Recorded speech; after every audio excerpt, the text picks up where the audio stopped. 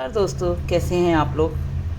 आज उड़द की दाल की खस्ता कचौड़ी बना रही हूँ, जिसके लिए मैंने रात को दाल भिगो दी थी और अभी मिक्सी में दरदरी कर ली है। अब मैं खस्ता कचौड़ी के लिए भरावन तैयार करूँगी।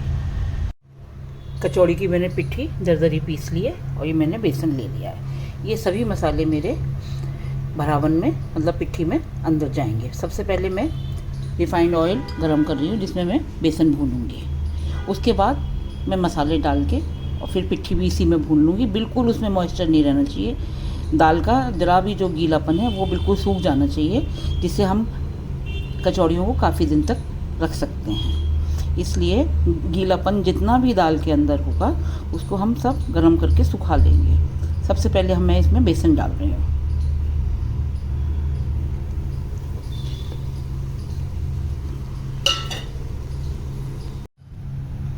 ये मैंने हींग लिया है, लाल मिर्च और गरम मसाला, धनिया पाउडर, सौंफ दरदरी पीस लिए और थोड़ा सा अमचूर और ये सफ़ेद नमक और थोड़ी काली मिर्च और थोड़ी सी मैंने हल्दी भी डाली है। ये सभी मसाले मेरे पिट्ठी में जाएंगे, जो मैं इसके लिए तैयार कर रही हूँ। ये मेरी दरदरी पिसी हुई उड़द की पिट्ठी रखी है। मूंग की पिट्ठी भी मैंने पीस ली है। मैं उसकी भी कचौड़ी बनाऊंगी, लेकिन आपको रेसिपी सिर्फ उड़द की दाल की दिखा रही हूँ। ये मेरा बेसन भून रहा है और इसमें मैं सारे मसाले डाल देती हूँ। उड़द की या मूंग की कोई सी भी पिट्ठी बनाएंगे तो हम बिल्कुल एक तरह से ही ना, कि उसमें बेसन भूनना है, उसके बाद उड़द की पिट्ठी डालनी है दरदरी या मूंग की पिट्ठी डालनी है। तो मूंग की पिट्ठी भी मैं आज बना रही हूँ, लेकिन रेसिपी मैं सिर्फ उड़द की दाल की ही करूँगी। ये सभी मसाले मेरे इसके अंदर जा रहे हैं।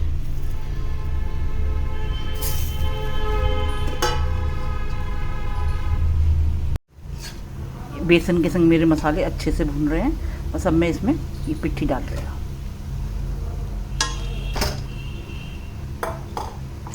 खूब अच्छे से भूनूंगी। इसका बिल्कुल भी गीलापन नहीं रहना चाहिए, मॉइस्चर बिल्कुल भी नहीं होना चाहिए, क्योंकि हमें काफ़ी दिन रखनी भी होती हैं। मेरी ये पिट्ठी बहुत अच्छी तरीके से भून चुकी है। ये देखिए बिल्कुल रवा रवा सा अलग अलग हो गया है। अभी ठंडी होएगी तब मैं बनाऊंगी खस्ता कचौड़ी। कचौड़ी के लिए पिट्ठी भी तैयार है और मेरे आलू भी तैयार हैं, हलवाई जैसे। आलू की रेसिपी मैं शेयर नहीं कर रही, क्योंकि मैंने अभी 2-3 दिन पहले ही बथुए की कचौड़ी के साथ शेयर करी थी। बस अब कचौड़ी सेकनी बाकी रह गई है। खस्ता कचौड़ी की मैदा के लिए सिर्फ 4 आइटम चाहिए। मैं इसमें अजवाइन का यूज़ नहीं करती हूँ, मैं सिर्फ नमक डालती हूँ। नमक और अंदर डालने के लिए मोइन और गर्म पानी। बस नाप यही है कि 1 किलो में कम से कम 1 पाव के करीब अंदर मोइन डलता है। बाकी आप जितनी भी मैदा ले रही हैं उस अंदाज से ले लीजिए। बस इसमें मैं सबसे पहले नमक डालूँगी, अजवाइन नहीं डालूँगी, और ना कोई बेकिंग पाउडर, ना कोई बेकिंग सोडा, और ना कोई दही का यूज़ होएगा इसमें।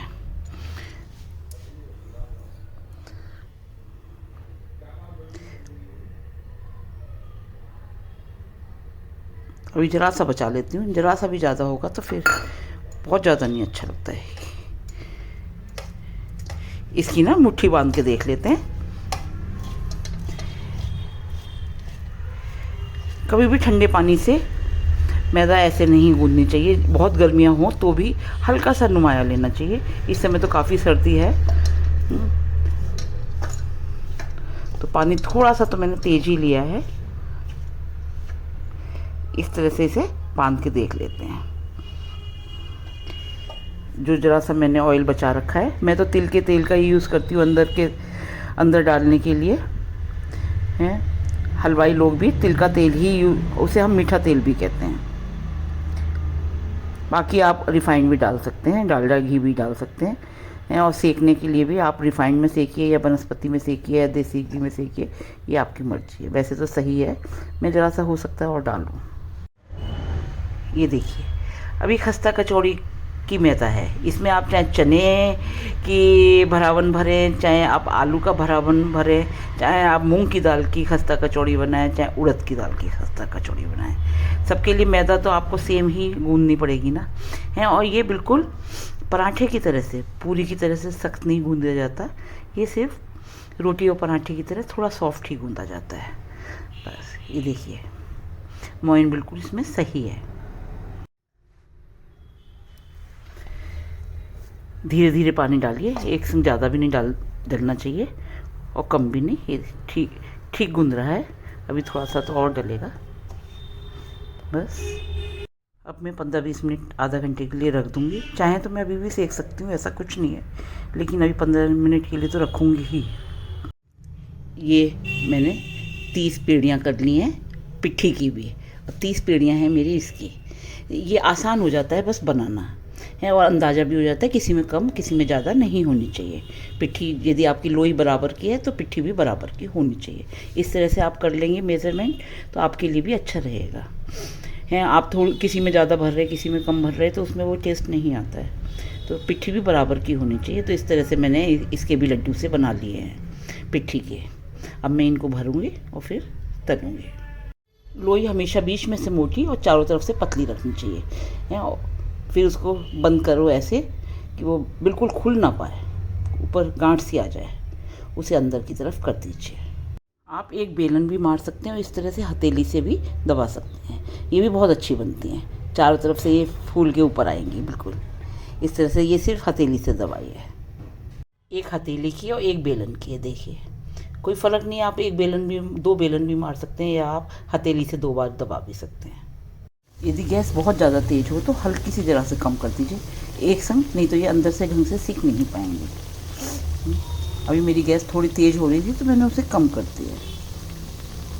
ये देखिए बिल्कुल सही सीख रही हैं। अब मैंने गैस फिर से तेज़ कर दी है थोड़ी फ्लेम, क्योंकि ना ज़्यादा देर कम रहेंगी ना, गैस कम रहेगी तो फिर तेल या घी अंदर भर जाएगा।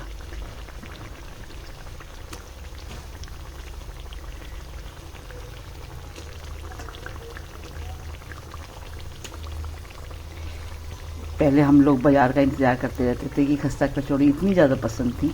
अब अपने आप बनाने लगे हैं तो बिल्कुल ऐसे लगने लगा जैसे कुछ है ही नहीं इनको बनाने में। भाई और चीज़ें भी तो बनाते ही थे, नमक पारे वगैरह सब बनाते थे, लेकिन खस्ता कचौड़ी कभी इस तरह से बनाने की नहीं सोची थी कि भाई कुछ तो बाज़ार से आने के लिए भी होना चाहिए कि सभी कुछ अपने आप बनाने लग जाओ। लेकिन ये लॉकडाउन ने ये सब भी सिखा दिया कि भाई इतनी चीज़ें जो पसंद हैं और बाज़ार में नहीं मिल पा रही हैं तो अपने आप बना के ट्राई कीजिए। हम भी खाएं और आपको भी सिखाएं और आप भी खाइए और बनाइए। हमारे चैनल पे जाइए, सीखिए, हैं हमें भी मोटिवेशन मिलता है। लाइक कीजिए, सब्सक्राइब कीजिए। देखिए अब मैं इसे निकालने जा रही हूँ, ये हो गई, तैयार हो गई। क्योंकि मैदा या इस तरह से हम कुछ भी बनाते हैं तो ये एक आंच नीचे भी लेते हैं, जब तक ये गरमाई रहेगी तब तक ये थोड़ा सा और सीखती जाएंगी। इसलिए अब मैं इसको निकाल रही हूँ। मेरी और भी सिक्के तैयार हो गई हैं। बस इसी तरीके से मैं बहुत ज़्यादा घी नहीं चढ़ाती, जो ख़राब हुए हलवाइयों की तरह से, भाई उनका तो यूज़ हो जाता है। हम लोग घर में इतना ख़राब करने की कोशिश नहीं करते कि बाद में हमारा कढ़ेल ना बचे, ज़्यादा कम ही बचे। बस मेरी सभी कचौड़ियाँ बनके तैयार हो रही हैं। बस उसके बाद भी मेरी पिट्ठी काफ़ी सारी बच गई है, जिसे मैं अब संभाल के रखूँगी, फिर किसी दिन बना लूँगी। मैंने सारी कचौड़ियाँ बना के तैयार कर ली हैं और अब ये खाने के लिए तैयार हैं। आप भी खाइए, देखिए मेरी तरीके से बनाकर, और मेरे चैनल को सब्सक्राइब कीजिए, लाइक कीजिए, शेयर कीजिए। बाय बाय, अगली रेसिपी तक के लिए।